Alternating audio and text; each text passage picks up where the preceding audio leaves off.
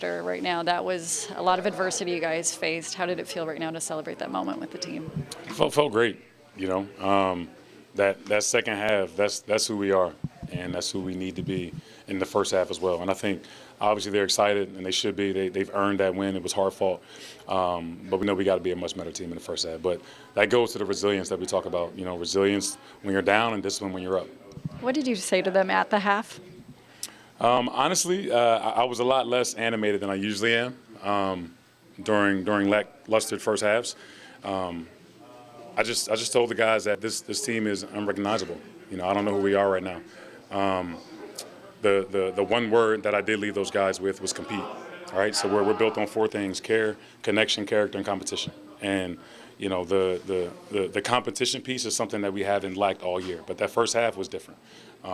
So I said, let's go compete, and then let the chips fall where they may. The connection that we see again from the bench and how they impacted this game. They were awesome. Pat, you know, AJ in his minutes, TD, you know, obviously TK started, but, you know, he's a big piece of that second unit as well. We needed energy, and we saw it during the first game as well. Did a bit of a hockey sub in that first game, and they energized us. They brought life to our team in a moment when we needed it. So it just goes to show that those guys are pros. They stay ready. And when their number's called, they're ready to go. Yeah, Coach, if I can just get your overall just thoughts on the game. Obviously, you guys are down 21, come back, the resilience. Just take me through that. And also, can you tell me how you want to improve for next game? Yeah.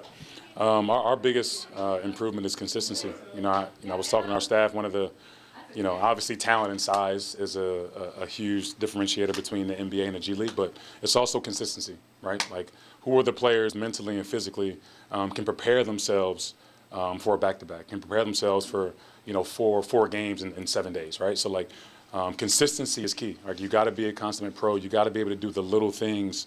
We talk about dominating the details, and that's what separates the pros from the elite NBA guys. So, for us, it's continue to own in on the details and learn to be a pro.